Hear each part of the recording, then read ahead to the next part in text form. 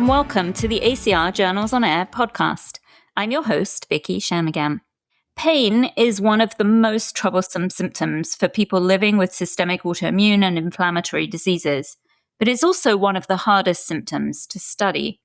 The manuscript we'll discuss today is Development and External Validation of a Genetic Risk Score for Pain in Rheumatoid Arthritis. It was published in Arthritis Care and Research, and a link to the manuscript and disclosures can be found in our show notes from today. We're joined today by two of the authors, first author Dr. Katie McMenamin and senior author and previous guest on this podcast, Dr. Joshua Baker. Dr. McMenamin is currently an internal medicine resident at Boston Medical Center. She gained her undergraduate degree in engineering from Swarthmore and completed medical school at the Perelman School of Medicine at the University of Pennsylvania, which is where she completed the work that she's going to be talking about today. And Dr. Baker is a staff physician at the Michael J. Crescenz VA Medical Center in Philadelphia, an associate professor of medicine and epidemiology at the University of Pennsylvania Perelman School of Medicine.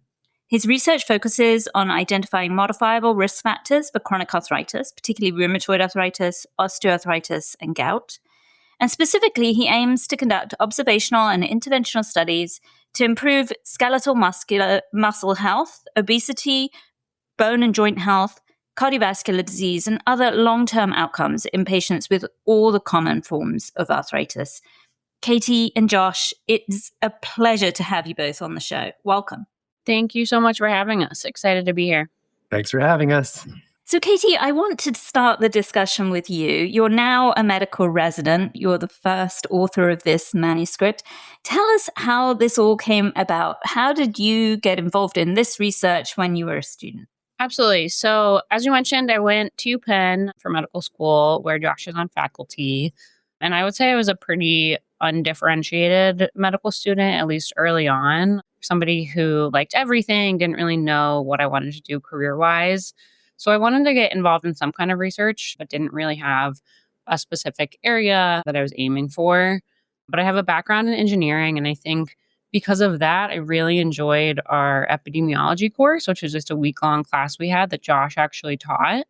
And then he also spoke on a panel that I remember going to about research careers in internal medicine. And I remember just thinking that his work sounded really interesting, but he also just seemed like someone who would be a really supportive mentor. So I reached out to him after that, and things went from there. We actually originally worked on a different project together looking at weight variability and physical functioning in older adults. But I think this project sort of came together more organically based on my own interest in genetics, and even led to Josh, I think, branching out into an area that he wasn't as familiar with.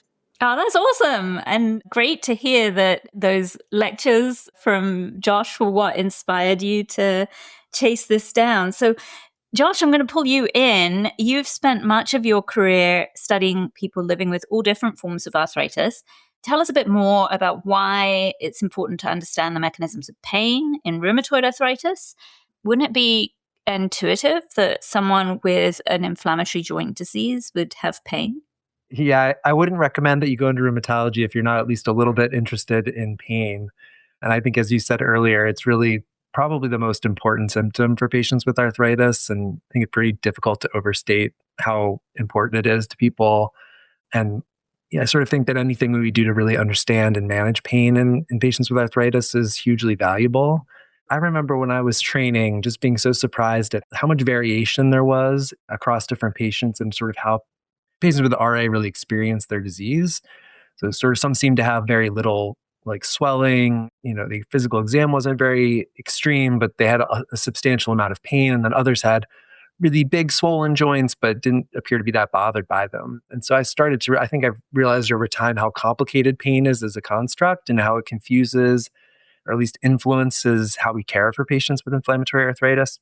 And largely, or bigger picture, I think you sort of realize that pain from non-RA causes is sort of a barrier to really accurate and precise care. So I think I was interested in this question when Katie came to me, because I think pain really influences how we treat patients with RA. It affects how we use therapies. It probably increases risk to patients by exposing them to more therapies, maybe that they didn't stand a chance to benefit from, and also probably increases costs of care. So anything that really helps us understand how to sort of consider pain in the management of inflammatory arthritis is sort of really important, I think.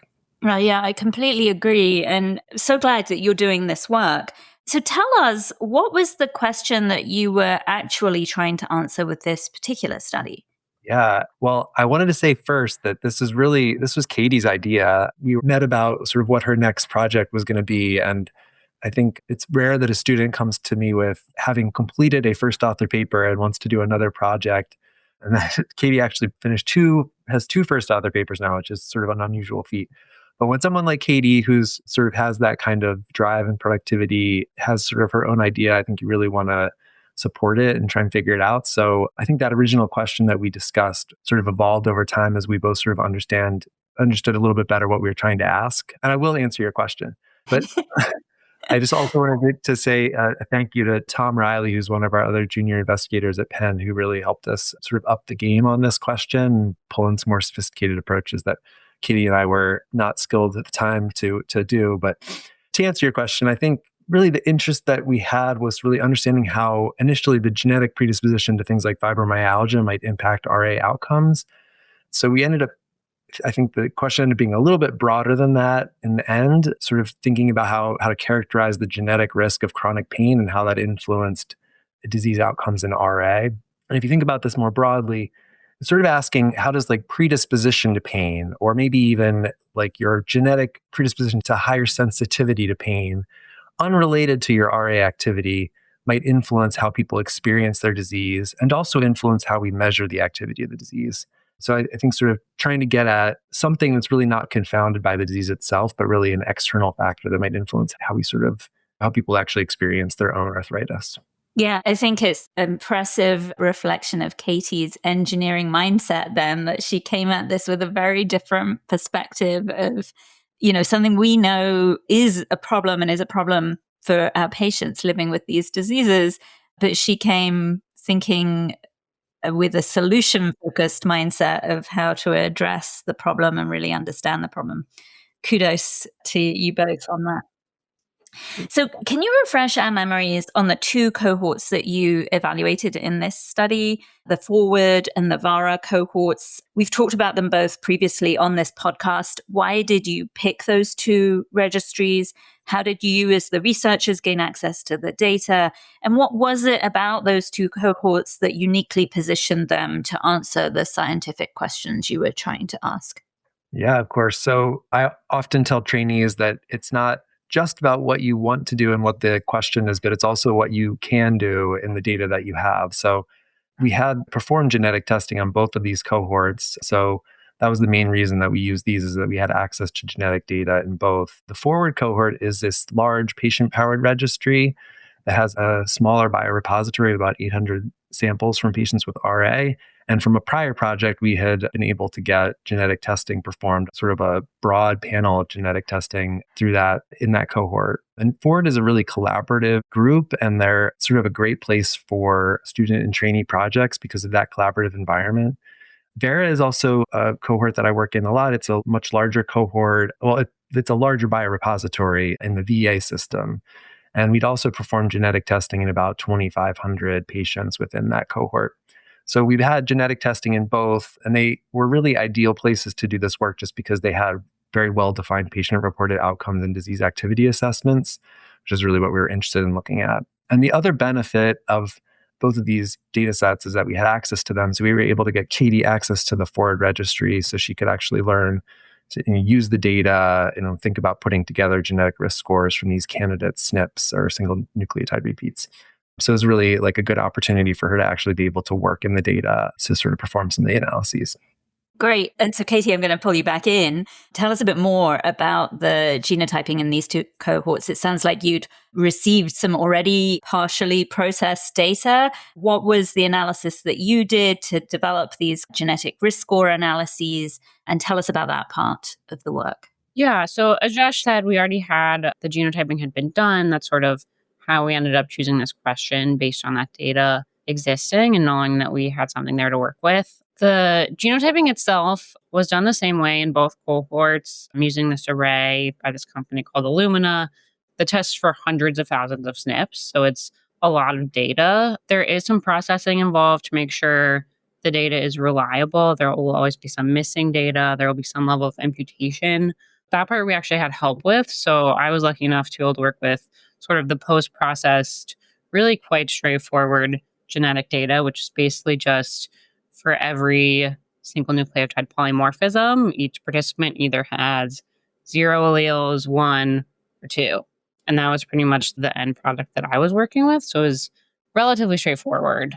And we decided rather than doing sort of our own genome-wide association study, we wanted to focus on genes that were already thought to potentially have a role in pain sensitivity in the form of fibromyalgia. So we based our initial genetic risk score that we made off of a relatively smaller number of SNPs from this review article of fibromyalgia. And then really just used a simple linear regression to make a risk score. We basically just got coefficients based on their associations with pain in FORWARD, which we used as training. And then we took those coefficients, basically just added them together to get a number for each participant, and then tested that in VARA, which I just wanted to highlight because that was really important to make sure that it was a real association and not just from overfitting. And then we ended up also including a genetic risk score from another study, which looked at pain intensity. That one was based on a genome-wide association study and included many more SNPs, which was really cool, just as sort of a way to validate the theory behind our study, and was still relatively straightforward to calculate just based on their published work. Yeah, I love it kind of listening to you describe that, because you've taken this incredibly matrixed, complex problem and turned it into a math problem, which is really beautiful to see. So Josh, tell us about the clinical outcomes. How were pain and disease activity scores collected across the 2 data sets that you were studying? And as I understand it, there are slight differences in how those measures are collected between the 2 data sets.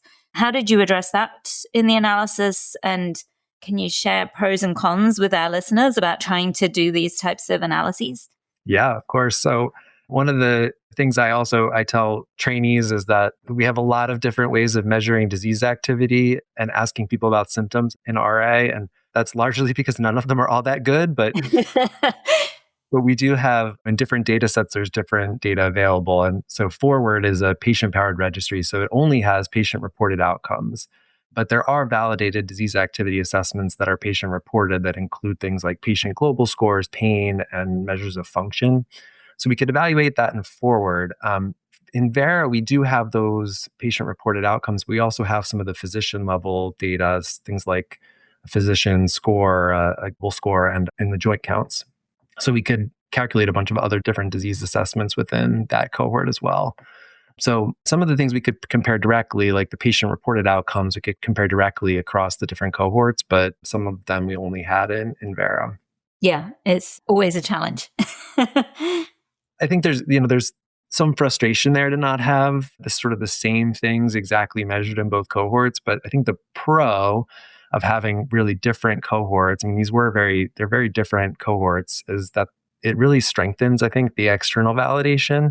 So if you find this association in one study, you don't really know if it's some fluke of that single population. I think it really supports the hypothesis that it sort of stands firm across these very different populations and different disease activity assessments. So it just makes it a little bit more believable that way.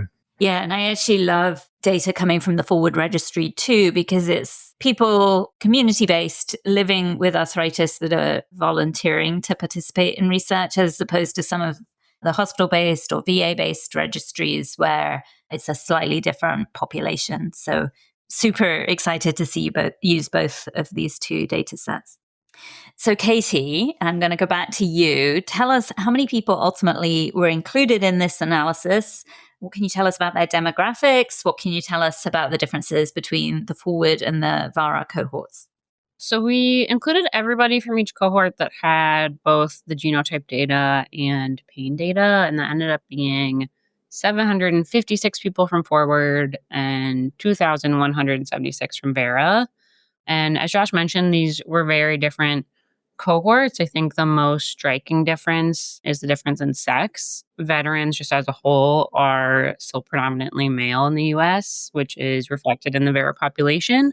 So even in the RA registry, they were almost 90% male, while the FORWARD population is more reflective of rheumatoid arthritis and has almost the exact opposite gender breakdown. The veterans were also a little bit older. I think they averaged in the mid-60s versus the mid-50s for FORWARD. And they actually had a little bit more racial diversity, but both cohorts were majority white, which unfortunately is a limitation of a lot of registries in the US. Yeah, and tell us a little bit about what you found when you looked at the individual single nucleotide polymorphisms in this group. Yeah, so when we looked at just the individual SNPs, I mean, first we just looked at their frequencies. Those were pretty similar between the cohorts. That's in the supplement. And then when we did regressions, just looking at each SNP by itself in pain, we honestly didn't find a whole lot. I think there were a total of 5 SNPs that had any significant association with pain on their own, but none of them held across cohorts. So there weren't any SNPs that on their own were significantly associated with pain in both FORWARD and in VARA. Yeah, but you didn't give up. Like a tenacious engineer and persistence paid off. You then looked at the genetic risk scores. Did those correlate with the pain scores or the disease activity scores?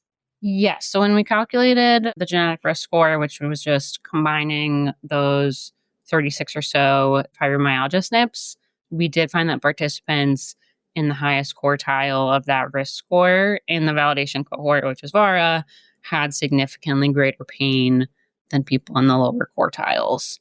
The absolute number was still quite small. It was like half a point on a 10-point pain scale, but was very statistically significant.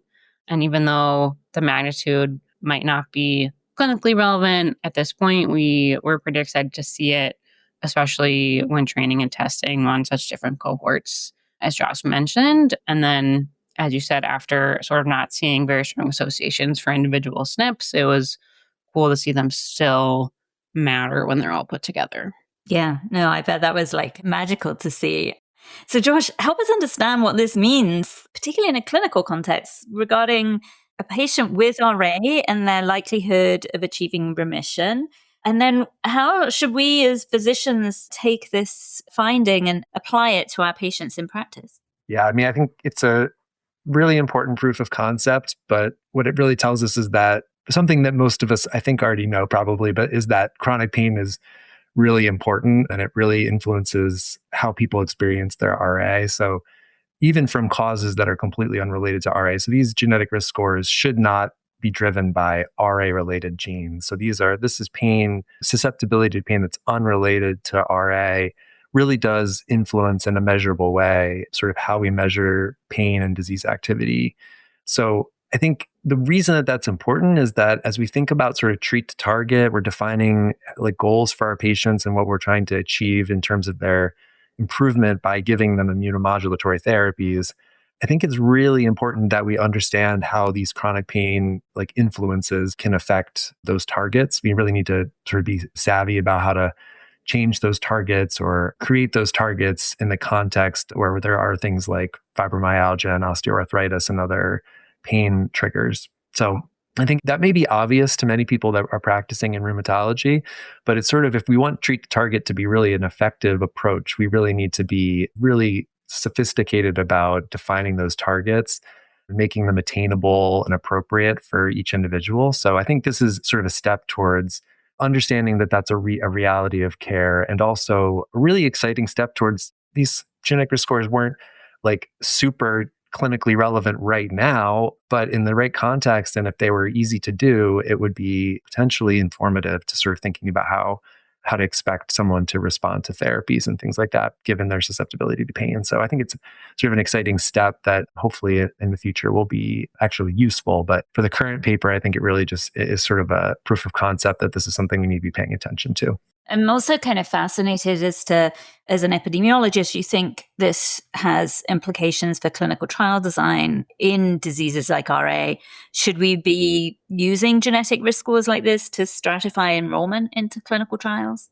Yeah, I mean, I think that that's something we've been thinking a little bit about. It's not real easy to do these things. It's expensive to do genetic testing and to run these genetic risk scores, but I think that's going to get easier and easier. And so I do see that in the future, we're going to be using genetic risk scores in all sorts of contexts, including thinking about clinical trials. And of course, if you could limit your trial to patients that had a lower pain sensitization or pain sensitivity, it might be easier to see differences between groups. So it's something that I think is sort of a compelling question that someday maybe we will be doing. We're thinking about that. One of our, Tom Riley, who I mentioned already, has thought a little bit about this and how if we had multiple genetic risk scores that could really characterize someone's sort of what we expect someone's prognosis to be, it could really help us inform targeting therapies more appropriately. So I think that is an exciting idea in terms of sort of guiding how we design research studies for sure. Yeah, and any study has some limitations associated with it. I'm wondering if you could comment on the limitations of this particular study and kind of where that takes you next. Yeah, of course. There's definitely some limitations.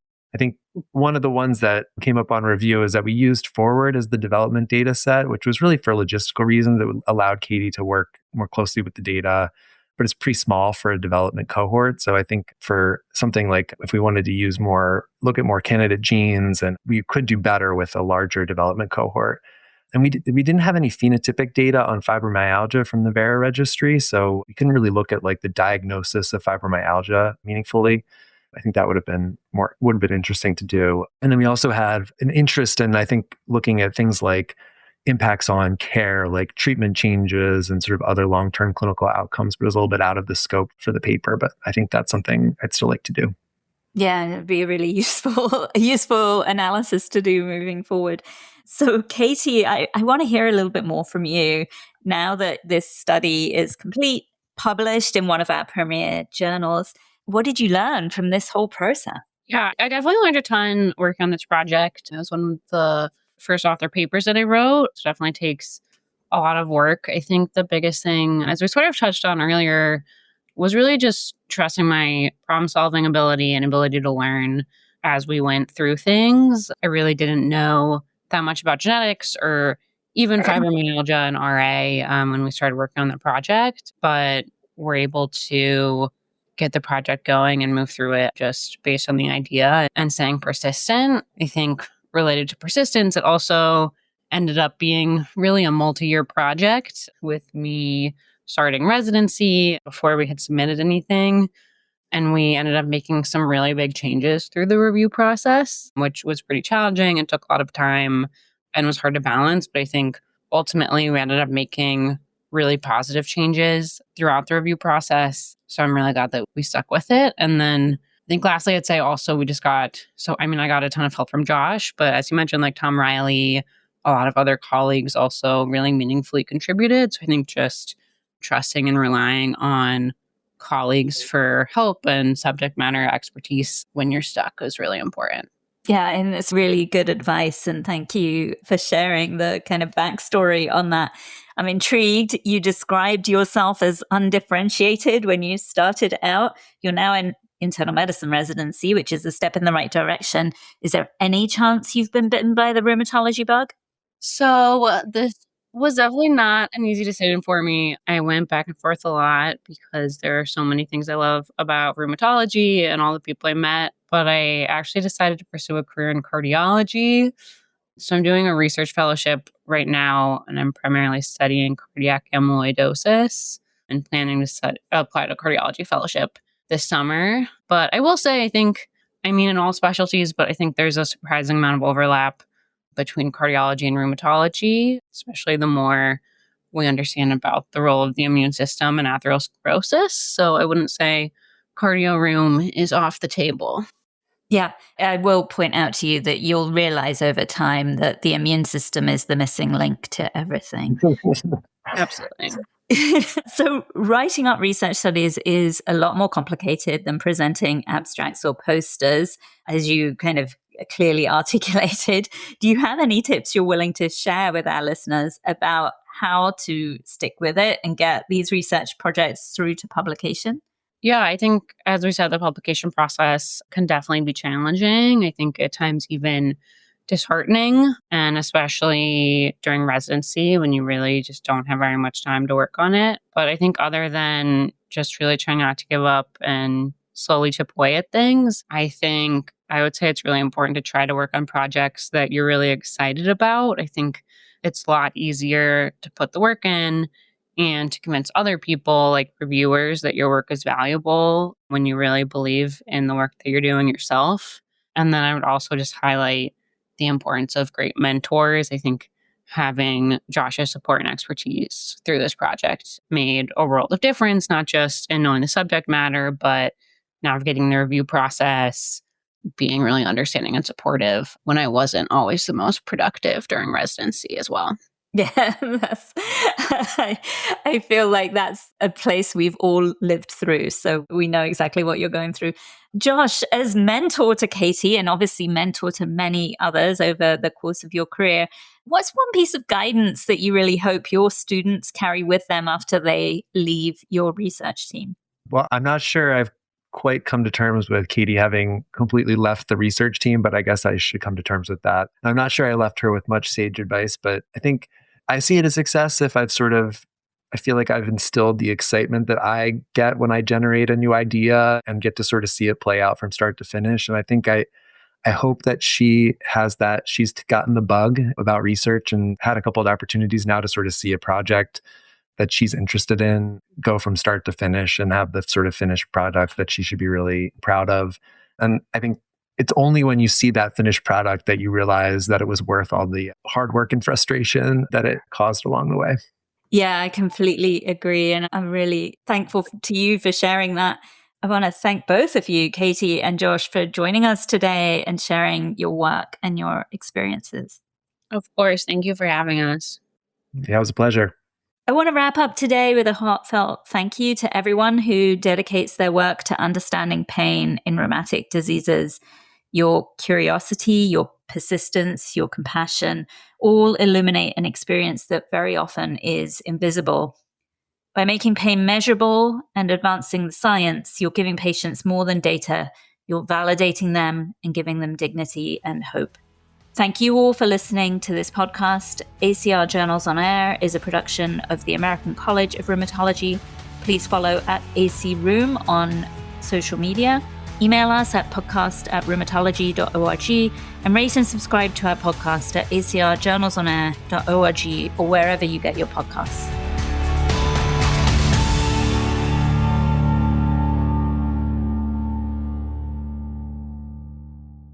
This podcast was edited by Resonate Recordings.